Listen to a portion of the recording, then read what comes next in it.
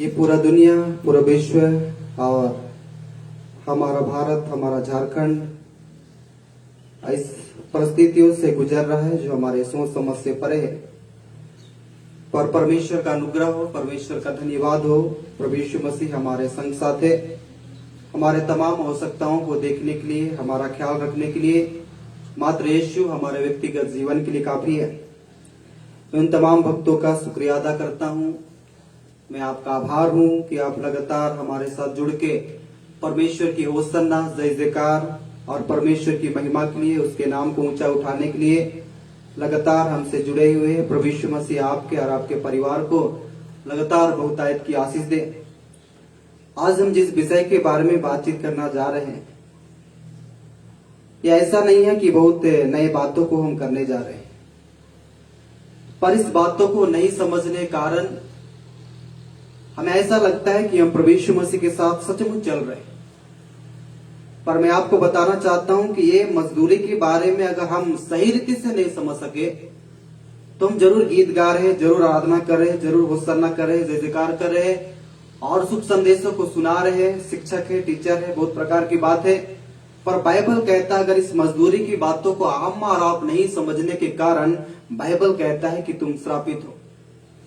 और ये छोटा बात नहीं है, क्योंकि परमेश्वर का आत्मा और परमेश्वर का वचन और परमेश्वर के भविष्यवक्ताओं ने इस बातों को पहले से ही कह चुके हैं कि तुम कमाते हो पर तुम्हारा थैली एक ऐसा थैली है जिसमें छेद है और वो कब गिर जा रहा है, ये बात हमारे सोच समझ से परे है।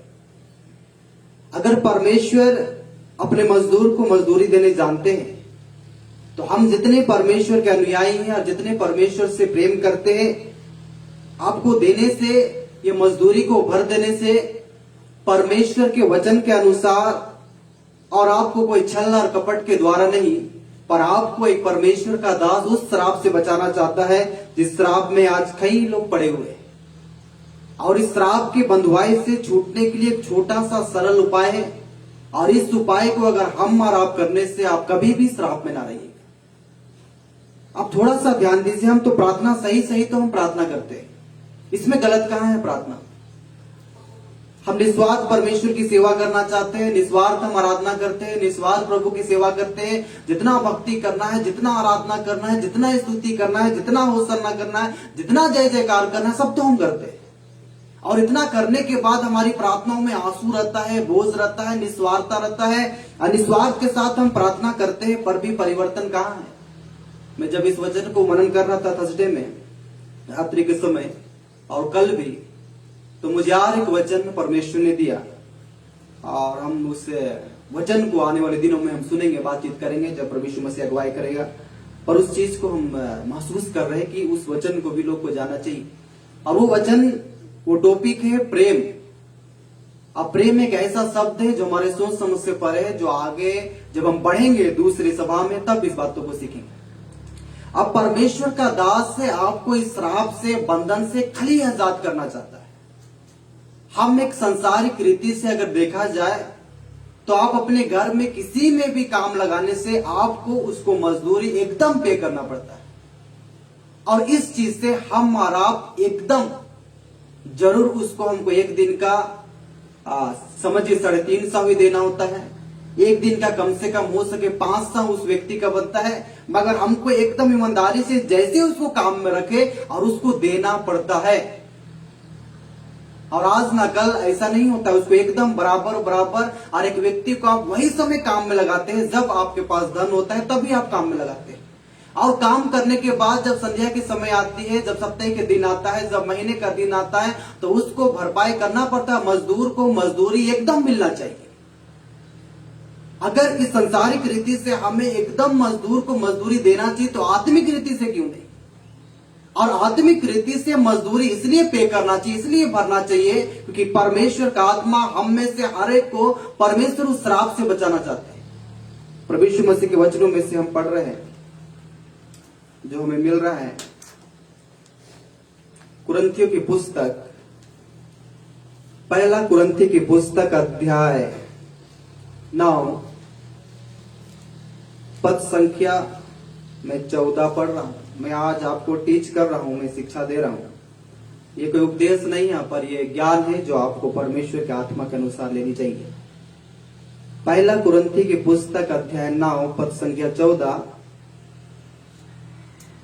इसी रीति से प्रभु ने भी ठहराया है कि जो लोग सुसमाचार सुनाते हैं उनकी जीविका सुसमाचार से हो। साफ साफ आप नए नियम की पुस्तक में इस बात को और भी यीशु मसीह के समय में भी हमने पढ़ा। ये जितना मैं परमेश्वर का वचन बांट रहा हूं ना, इसमें से आप और मुझे जितने लोग परमेश्वर के अनुयायी है, मैं मात्र आपको परमेश्वर की उस श्राप से बचाना चाहता हूं। आपके देने से ही प्रभु के दासों का जीविका चलेगा, ऐसा भी कोई बात नहीं है। आप नहीं देने से वो नहीं खाएंगे, ऐसा भी कोई बात नहीं। तो ऐसा बात बाइबल में क्यों लिखा गया है? और परमेश्वर के वचनों के अनुसार इसी रीति से ये प्रभु ने ठहराया है। ये बाइबल की पुस्तक के अनुसार जो मजदूर है, उस मजदूर को मजदूरी देना है, ये परमेश्वर ने ठहराया है। ये कोई मनुष्य का विधि विधान, नियम कानून, दान दशवान, चंदा उठाना, भेंट, ये सब आप दरकिनार करके परमेश्वर की आत्मा के अनुसार एक बात ध्यान दीजिए कि परमेश्वर ने ठहराया है।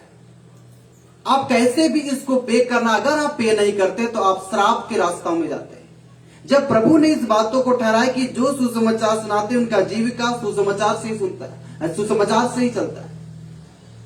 हो सके आप उतने दासों से बात नहीं करते होंगे जितने लोग सुन रहे हैं, पर झारखंड, भारत और कई दासों से मेरा ऐसा बहुत अच्छा बातचीत है और सब दास लोग अपने तकलीफों को समझते हैं। मैं जिस मिनिस्ट्री में हूं, होली स्पिरिट मिनिस्ट्री, मैं पिता परमेश्वर का धन्यवाद करता हूं कि वो तो हमेशा मेरे साथ खड़े रहते हैं। पर आज के शुभ संदेश में उन दासों के लिए बांट रहा हूं जो इनको अभी भी कई प्रकार की आवश्यकता और जरूरत है। पिछले दिनों एक दास से जब मैंने मिला, जब उनसे मैंने बातचीत किया, तो उसने कहा कि मैं कई महीनों के बाद मैं ऐसा नॉनवेज खा रहा हूं। मुझे अजीब लगा कि प्रभु, हम तो जब चाहे उस चीजों को खा सकते हैं, जब चाहे उस चीजों को पहन सकते हैं, जब हमें मन करे वो सुंदर भोजन, वो वस्तु हमारे जीवन में हो सकती है। और उस परमेश्वर ने, दास ने कहा कि मुझे बहुत दिनों के बाद, बहुत महीनों के बाद मैं नॉनवेज खा रहा। उसने कहा कि प्रभु के दास से सचमुच स्थिति खराब है। आज इस संसार में, भारत में, विश्व में, झारखंड में, रांची में, जैसी भी परिस्थिति में आप चल रहे हैं, मैं आपको बताना चाहता हूं कि आप अपने खाने में से, अपने पीने में से, अपने पहनने में से, आप अपने याजक को, अपने दास को ऐसा व्यवहार कर सकते हो, कभी भी आपके सामने हाथ नहीं फैलाएंगे।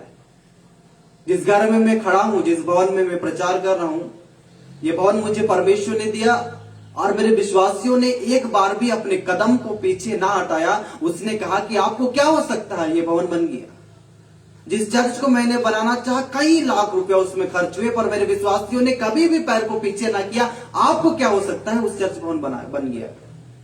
मैं परमेश्वर पिता का धन्यवाद करता हूं कि मुझे आज तक अपने व्यक्तिगत जीवन में जैसा मुझे खाना है, जैसा मुझे पहनना है और जैसा मुझे परमेश्वर की सेवकाई में जो जो चीज की आवश्यकता रही, परमेश्वर समय की पूर्णता में तुरंत नहीं, पर जैसे परमेश्वर ने देखा कि मेरे दास को आवश्यकता है, मैंने परमेश्वर से जो जो चीज मांगा, आज तक परमेश्वर ने पूर्ति की।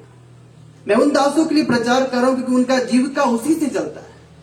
सुसमाचार से उसका जीविका चलना है, उसके बच्चों का फीस भरना है, उसके घर के भाड़े देना है, रेंट का देना है। उसके बाद जितना भी उनके जीवन में मोबाइल से लेके एक माचिस तक से लेके चावल, राशन, दाल, सब चीज बहुत लोग सेवकाई पे निर्भर है।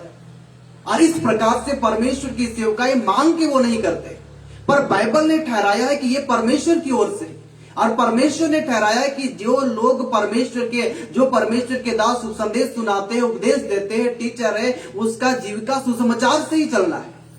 ये परमेश्वर ने ठहराया, मनुष्य ने। क्यों मैं श्राप के बारे में बातचीत करता हूं?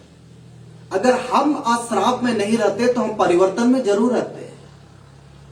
अगर आज हम श्राप में नहीं रहते तो पाप हमारे शरीर में नहीं रहता। अगर आज हम श्राप में नहीं रहते तो हमारे तमाम प्रार्थनाओं का रिजल्ट, उत्तर तुरंत हम नहीं सुनते। पर आज ना कल विश्वासी श्राप में, इसीलिए तो श्राप से परे हम परमेश्वर की उन आशीषों में नहीं चल रहे। आपकी आवश्यकता तो जरूर पूरी हो रही होगी, आप तो जरूर प्रभु में बढ़ रहे होंगे, पर आपके घर के लोग तो नहीं बढ़ रहे। मैं परमेश्वर में अभिषेक महसूस कर रहा हूं, मैं परमेश्वर में चल रहा हूं, पर मेरे लोग क्यों नहीं चलना चाहते? मेरे पड़ोसी क्यों नहीं चलना चाहते? मेरे परिवार क्यों नहीं चलना चाहते? मेरे निज माँ बाप, भाई बहन, रिश्तेदार, कुटुंब, ये प्रभु यीशु मसीह को अपना जीवन क्यों देना नहीं चाहते? क्योंकि जब जब हम प्रार्थना करें, चलिए प्रभु ने आप पे दया किया है, क्या सचमुच हम उस श्राप से निकल चुके हैं जिनके द्वारा परमेश्वर हमारी प्रार्थना को उत्तर दे? बहुत अच्छा समझदारी से आप अगर इसको पढ़े, हाँ, ये मलाकी की पुस्तक जिसमें आप हर बार हर समय इनको पढ़ते हैं, पर मैं मलाकी की पुस्तक अध्याय 3 पद संख्या 8 से आपके लिए पढ़ना चाहता हूं। और इस श्राप से, इस बंधुआई से हम सब आजाद हो जाए कि परमेश्वर हमारी प्रार्थना को उत्तर दे और परमेश्वर हमारे परिवार को आशीष दे। मलाकी की पुस्तक अध्याय 3 पद संख्या 8, क्या मनुष्य परमेश्वर को धोखा दे सकता है? क्वेश्चन जी। पर देखो, तुम मुझको धोखा देते हो और तो भी पूछते हो हमने किस बात में तुझे लूटा है? फिर क्वेश्चन, दशमांश और उठाने की भेंटों में तुम पर भारी श्राप पड़ा है, क्योंकि तुम मुझे लूटते हो, वरन सारी जाति ऐसा ही करती। सारे दशमांश भंडार में ले आओ कि मेरे भवन में भोजन वस्तु रहे। और सेनाओं का यहोवा या कहता है कि ऐसा करके मुझे बरखों की आकाश के झरोखे तुम्हारे लिए खोल कर तुम्हारे ऊपर अपरंपार आशीष की वर्षा करता हूं कि नहीं? साफ साफ अब यहां पे लिखा गया है कि जितना भी चीज है वो सारे चीज मेरे भंडार में लेके आओ, मेरे भवन में लेके आओ, ऐसा बोला जा रहा है। अब ये सारे चीज अगर हम भवन में लेके जाते हैं, भंडार में लेके जाते हैं, इसको कौन खा रहा है? कौन इसे खा सकते हैं?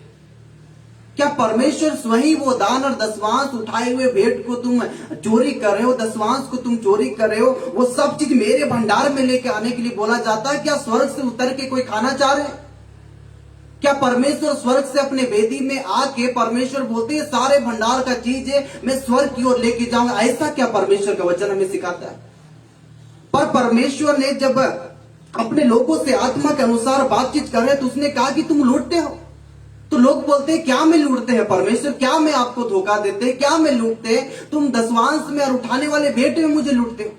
ये सब चीज मेरे भंडार में, मेरे भवन में कोई भी भोजन वस्तु की कमी घटी नहीं होना चाहिए, वो सब चीज भरा पूरा रहना चाहिए। तो क्या परमेश्वर में भर भर के टोकरी भर भर के ला रहा हूं और दान दशमांश समय से मैं दे रहा हूं, ये कहां चला जा रहा है? ये जानने का अधिकार तो नहीं है, पर बाइबल में इसके बारे में साफ साफ है इसका क्या किया जाता है। पर पुराने नियम के लोग को इसलिए बताया जा रहा, नए नियम के लोग क्या बोलते मालूम है कि परमेश्वर ने दान दशमांश उधर ही हटा दिया। तो क्या आप नया नियम की सेवकाई में कर सकते हैं? अगर नया नियम की सेवकाई में आप प्रभु यीशु मसीह को प्रश्न कर सकते हैं तो आपका प्रश्न करना अनहोना हो जाएगा।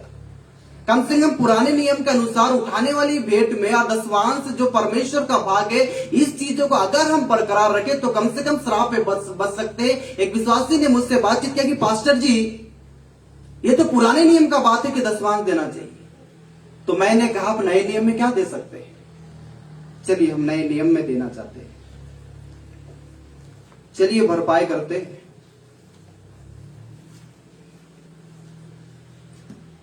नए नियम में तो कोई सकेंगे ही नहीं, ठीक है।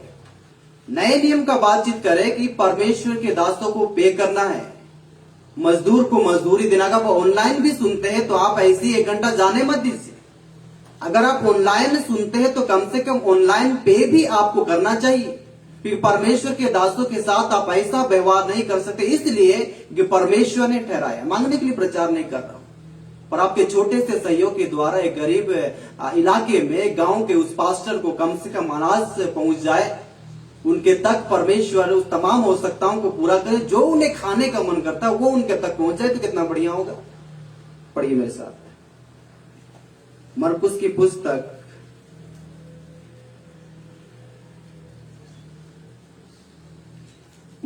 पुस्तक अध्याय 12 पद संख्या 41 से पढ़ रहा हूं। 41 मरकुस की पुस्तक अध्याय 12 पद संख्या 41।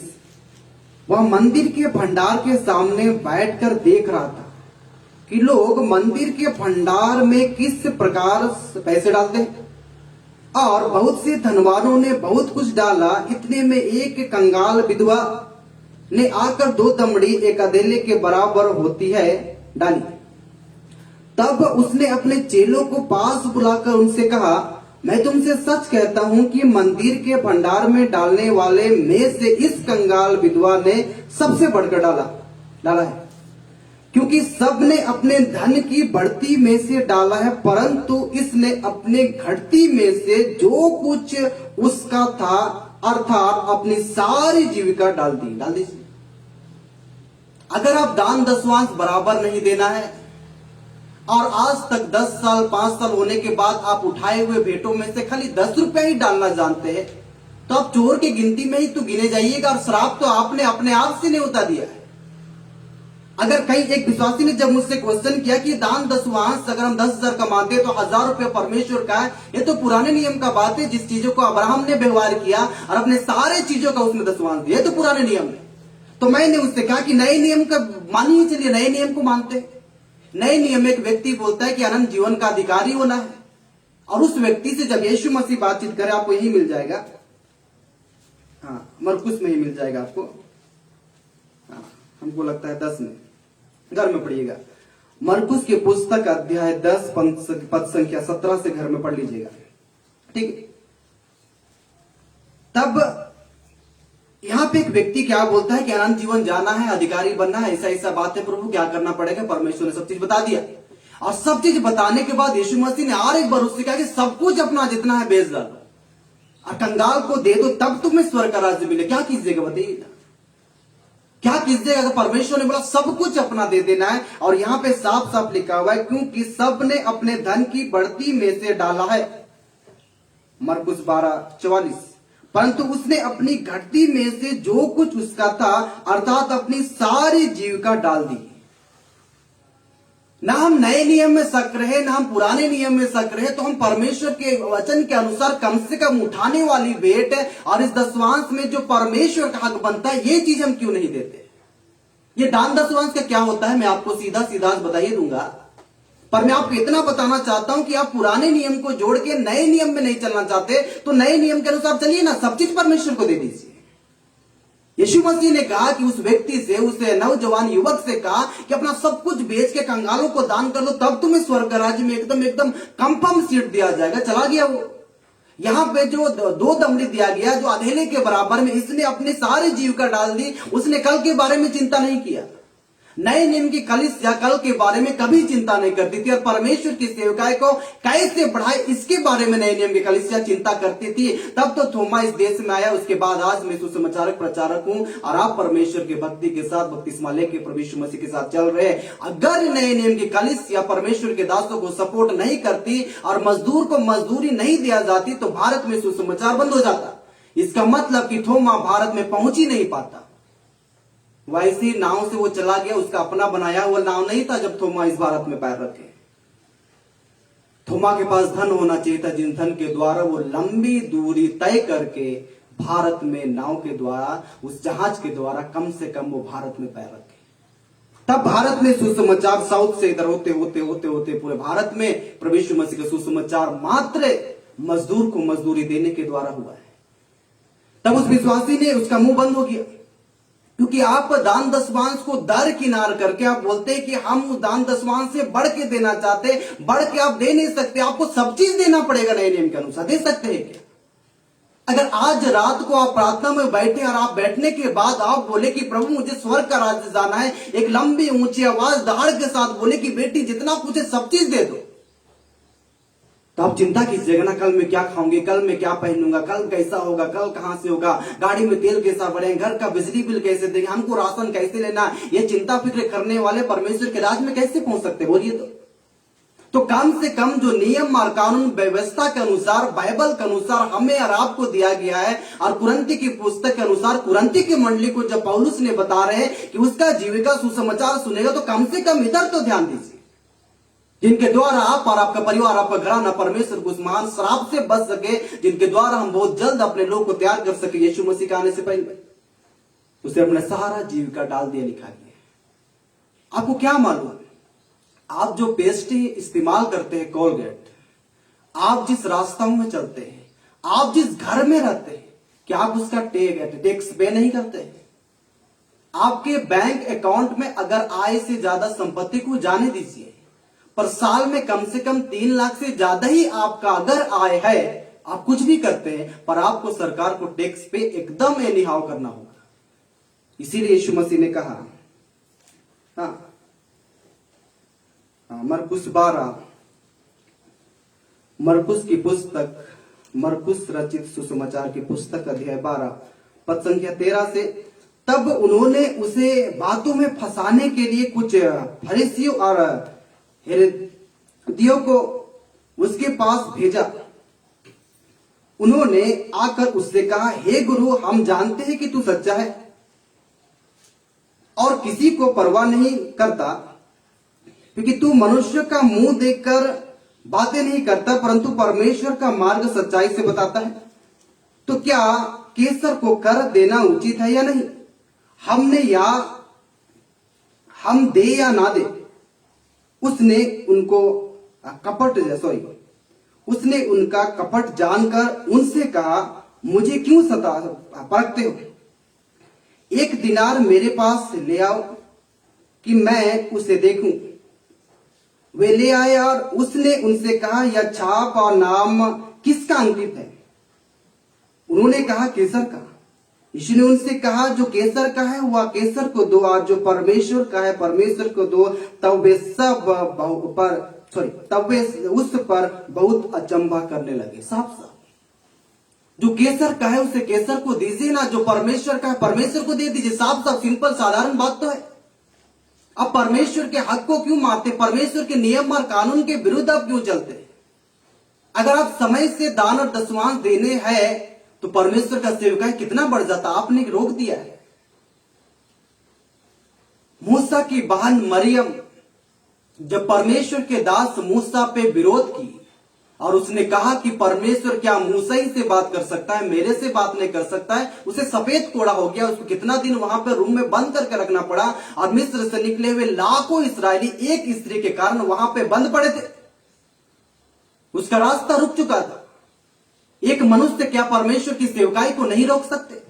क्या आपका दान और दशमांश चर्च की बढ़ोतरी में, परमेश्वर के दासों की आवश्यकता में और चर्च और सेवकाई को बढ़ाने के लिए आपका दान और दशमांश क्या ये महत्वपूर्ण नहीं है, जिनके द्वारा हम परमेश्वर के कामों पे विलंब और रोक करते हैं और उसको हम बढ़ने नहीं देते? जो केसर का है उन्हें केसर को दो, जो मंत्री का है उसे मंत्री को दो, सरकार का है उसे सरकार को दो, पर जो परमेश्वर का उन्हें परमेश्वर को दो। आपके नोट में किसका चित्र अंकित है? हमारा राष्ट्रपिता का अंकित है। और आपको एनी हाउ उस पिक्चर के अनुसार आपको ये मालूम है कि आपको आयकर विभाग की ओर आप कितना भी धोखाधड़ी नहीं कर सकते। सरकार से कहां बच सकते हैं? आप पैसा लेन देन करते, आपका आधार कार्ड आपका पैन कार्ड तो एकदम आयकर के पास है, और वो साफ साफ जानते हैं कि हमने महीने में कितना लेन देन किया। क्या वो एकदम आपके पैन कार्ड से उसको मालूम है? तो क्या परमेश्वर जो पारदर्शी, जो परमेश्वर दिन और रात को बराबर देख सकता है, वो हमारा हिसाब नहीं रखता है? जब सरकार एक छोटे से पैन कार्ड के अनुसार हर एक मनुष्य का उसके पास डेटा है कि वो कितने महीने में, कितने लाखों में और कितनों में खर्च करके मेरे तक उनका टैक्स पहुंचा है कि नहीं पहुंचा, इसलिए सिंपल और साधारण जितने खाते और पीते सबका टैक्स पे करके हमारा खाते। तो सुसमाचार को हल्का नहीं लेते। 1 घंटा वचन सुनते हैं, बोलते चलो चला जाए। मैं कई लोगों को बोलता हूं मुझे ऑनलाइन प्रचार करने क्यों बोलिएगा? आप परमेश्वर के दास का मजदूरी तो देना नहीं चाहते। आपके मजदूरी से मेरा पेट नहीं भरेगा, मगर आप परमेश्वर का उस वचन का उल्लंघन करते हैं जो परमेश्वर ने कहा केसर का है केसर को दो, और जो परमेश्वर का है उन्हें परमेश्वर को दो। मेरा कोई नहीं जाएगा और परमेश्वर के दासों कोई नहीं जाएगा, पर जा तो विश्वासी का रहा है ना। वो तो श्राप से आजाद नहीं हो पा रहे, वो तो बंधनों से टूट नहीं जा रहे, वो तो आजाद और स्वतंत्रता को महसूस नहीं कर रहे। परमेश्वर के अनुसार तुझ में भारी श्राप पड़ेगा लिखा हुआ है। तुम धोखा देते हो, तुम चोरी करते हो और कहते हो किस बात में हमने लूटा, किस बात में हमने धोखा दिया। एक बार इस बातों को ध्यान पूर्वक सुनिए और परमेश्वर के वचन के अनुसार जो केसर का उन्हें केसर को दीजिए और जो परमेश्वर का उन्हें परमेश्वर को दीजिए। 10 रुपया देने वाले आप कहां परमेश्वर से प्रेम करते? आपके पास नहीं है बोलने से नहीं, आपको ऊपर से नीचे अगर हम गिन ले तो आपने कम से कम 2000 का वस्त्र पहना होगा, जितने लोग सुन रहे हैं। नहीं में नहीं तो कम से कम 1000 रुपए का वस्त्र पहन के हम बैठ के परमेश्वर का वचन सुनते हैं। मगर जब परमेश्वर को देने का समय आता है, हमारे पॉकेट से सबसे पुराना और वो नोट जो नोट ही देना है, सिक्का नहीं देना, सिर्फ 10 रुपए का नोट, हम बहुत ही बेखूबी से लगता है कि परमेश्वर हमारे 10 रुपए के नोटों को नहीं देख रहा है। अपने कपड़े पहनने से पहले, अपने राशन लाने से पहले सबसे पहले चर्च, भवन, भंडार की ओर क्यों हम ध्यान नहीं देते? मैंने अपने विश्वासियों को सिखाया, अपने आप को शॉपिंग मॉल जाने से पहले, अपने घर के राशन लेने से पहले, आपके घर के गैस लेने से पहले, आपको बिजली बिल और रेंट और अपने बच्चों का फीस और उसके घर का रेंट भाड़ा देने से पहले सबसे पहले परमेश्वर का भाग अपने व्यक्तिगत जीवन से अलग कर दीजिए। और ऐसा करके मुझे परखो लिखा गया है मलाकी की पुस्तक में कि मैं कैसा वर्षा करता हूं। वर्षा का मतलब जानते हैं? वर्षा का मतलब क्या होता है मालूम है? वर्षा का मतलब कि आप खड़े हैं ना और बहुत लोग खड़े, सब लोग भीग सकते हैं। वो आशीष के बारे में परमेश्वर बातचीत किया है। वर्षा के द्वारा एक व्यक्ति नहीं भीगता है, सब लोग भीग जाता है। मतलब मेरे परमेश्वर की ईमानदार रहने के द्वारा तब ना आपके पूरे घर परिवार में परमेश्वर का आशीष हो। यही वर्षा का मतलब। इसलिए परमेश्वर ने आशीषों को वर्षा में जोड़ दिया कि मैं वर्षा की ना है, बारिश की ना है, तुम्हें और तुम्हारे परिवार को आशीष देना चाहता हूं। मुझे परख कर देखो, ईमानदार रह के देखो। मैं परमेश्वर पिता का धन्यवाद करता हूं, जो भी चीज सेवकाई के नाय परमेश्वर मुझे देता है एकदम तुरंत।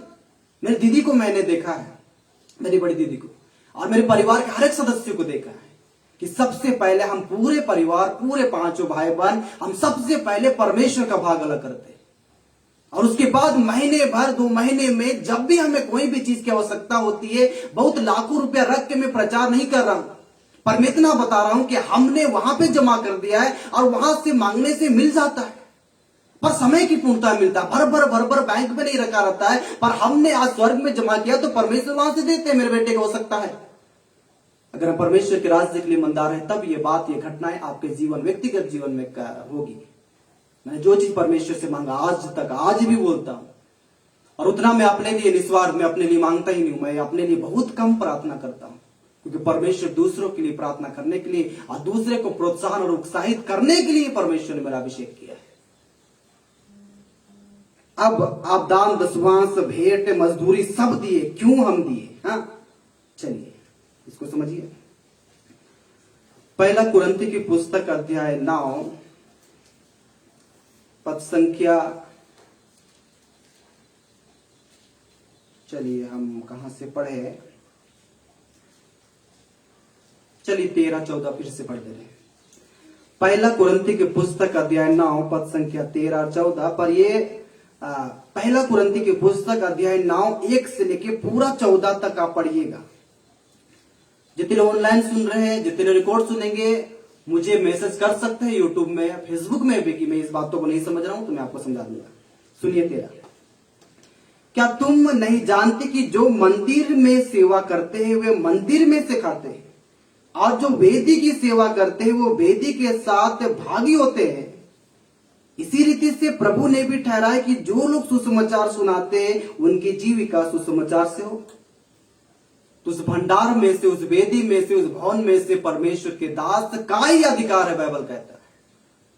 और उसमें से एक विश्वासी को यह जानने का अधिकार नहीं कि वो दान और दशवांश का परमेश्वर के दास ने क्या किया। लिखा हुआ है, जो मंदिर की सेवा करता है उधर से वो खा लेंगे, जो वेदी की सेवा करते हैं वो वेदी में से खा लेंगे। इसलिए परमेश्वर ने ठहराया कि जो लोग सुसमाचार सुनाते हैं उनका जीविका सुसमाचार से ही हो। तो सिंपल और साधारण परमेश्वर ने एक्सप्लेन कर चुका है आत्मा के अगुवाई में, आज तक हमें समझाएगी। इसलिए मैंने किसी का हक नहीं मारता।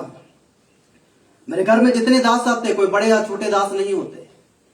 मैंने आज तक जितने दासों को बुलाया, जितने लोगों को न्योता दिया गया, मेरे घर में उत्तम से उत्तम भोजन परमेश्वर के याजकों के लिए बनाया जाता है। खाली हाथ कभी भी दासों को नहीं भेजा जाता है, कि इनके द्वारा, उनको देने के द्वारा मैं परमेश्वर को देता हूं, और परमेश्वर को देने से परमेश्वर रखते ने कई गुना ऐसा रिटर्न करते हैं। बैंक तो बोलेंगे 5 साल 7 साल के बाद डबल कर देंगे, परमेश्वर तुरंत डबल कर देता है। और डबल नहीं, परमेश्वर कई गुना फेरता है, बाइबल इस बात को कहता है। आप बैंक में 1 लाख रखे, 5 साल 7 साल जाने के बाद कितना मिलेगा? 2 लाख।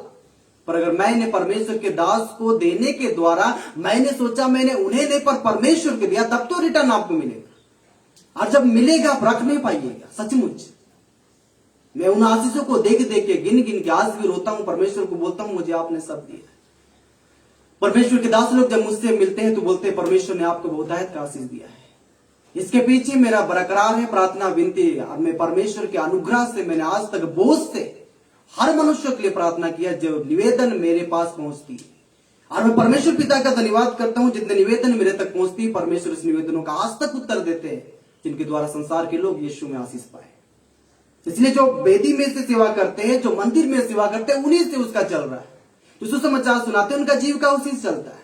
तो आप मलाकी की पुस्तक को खारिज नहीं कर सकते, मरकुस की पुस्तक को खारिज नहीं कर सकते, लुका की पुस्तक को खारिज नहीं कर सकते। परमेश्वर ने जो नियम कानून और विधि व्यवस्था बाइबल के अनुसार ये लॉ और कानून बना के आपको और हमको दिया, उसके अनुसार चलने से आप श्राप से बच रहे, श्राप से बच रहे। और मैं कभी भी विश्वासी को श्राप में देखना नहीं चाहता। मेरे साथ इतने इतने सेवक लोग सेवा करते हैं और मेरे साथ सेवा करने के बाद भी और भी अन्य सेवकों से बातचीत करता हूं जिनका इस 2 साल में बहुत ही बुरी स्थिति है। और मैं परमेश्वर पिता से प्रार्थना करता हूं, अपने खाने के समय परमेश्वर को बोलिए, प्रभु क्या आपके दास लोग खा लिए? आप अनाथ और विधवाओं के लिए अच्छा प्रार्थना करते हैं, और अपने पिता के लिए भी प्रार्थना कर लीजिए, अपने आत्मिक पिता के लिए प्रार्थना, अपने याजक के लिए प्रार्थना कर लीजिए कि मैं आज नॉनवेज खा रहा हूं, क्या उनके तक नॉनवेज पहुंची है?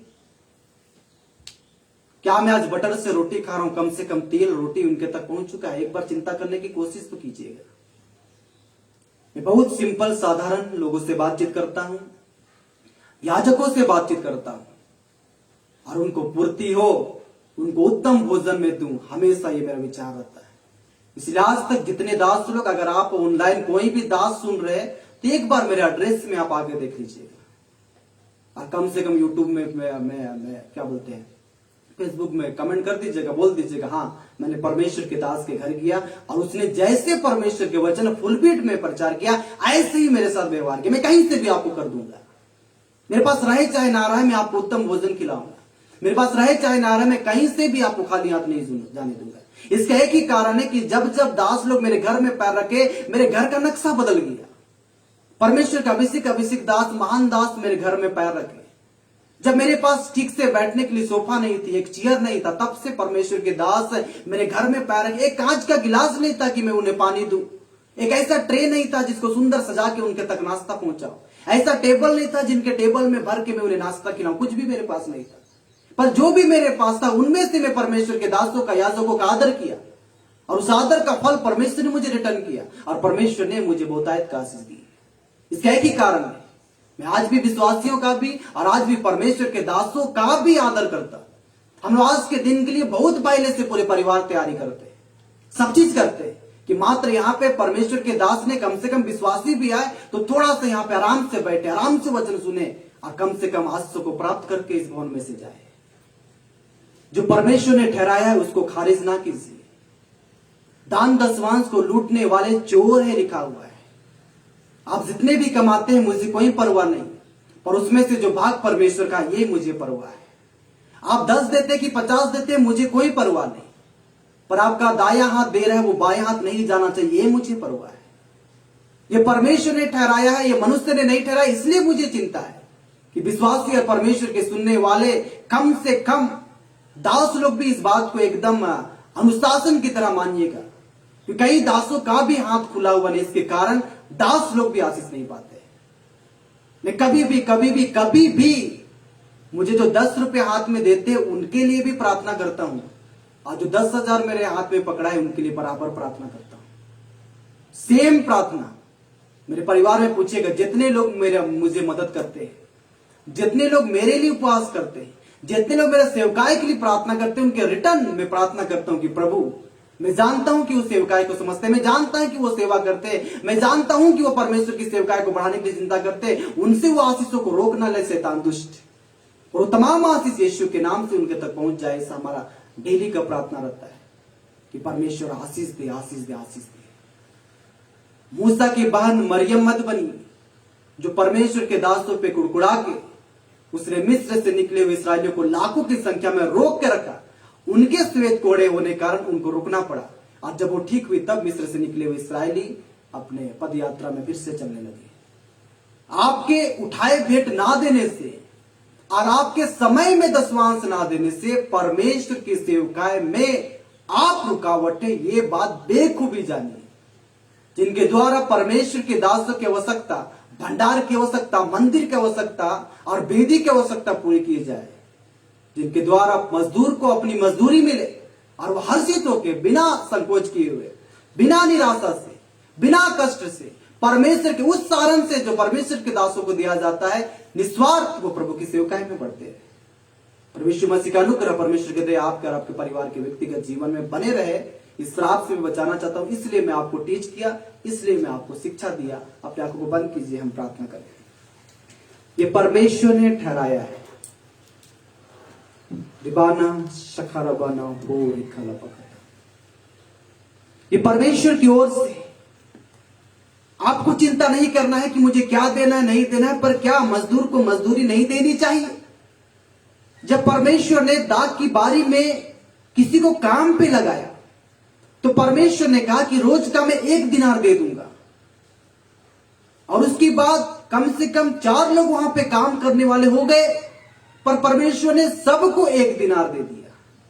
जब परमेश्वर अपनी दाग की बारी में काम लगाए हैं, तो परमेश्वर ने उससे पे किया, उसको मजदूरी दे दिया।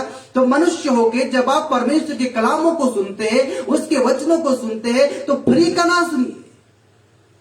आप डॉक्टर के पास भी जाने से आपको फीस देनी पड़ती है। आप माचिस से लेके कार तक आप टैक्स पे करके ही हर एक वस्तुओं को लेते हैं। जब आप केसर को बराबर देते हैं, तो परमेश्वर को बराबर क्यों नहीं देते? क्या परमेश्वर का भाग आपके व्यक्तिगत जीवन से नहीं है? जो चीज संसार में पाई जाती है, जो आशीष मनुष्य के जीवन में है, वो तमाम आशीष से परमेश्वर की ओर से। सारी जाति तो मुझे लूटती है, मलाकी की पुस्तक में कहा गया, पर तुम क्यों लूटते हो?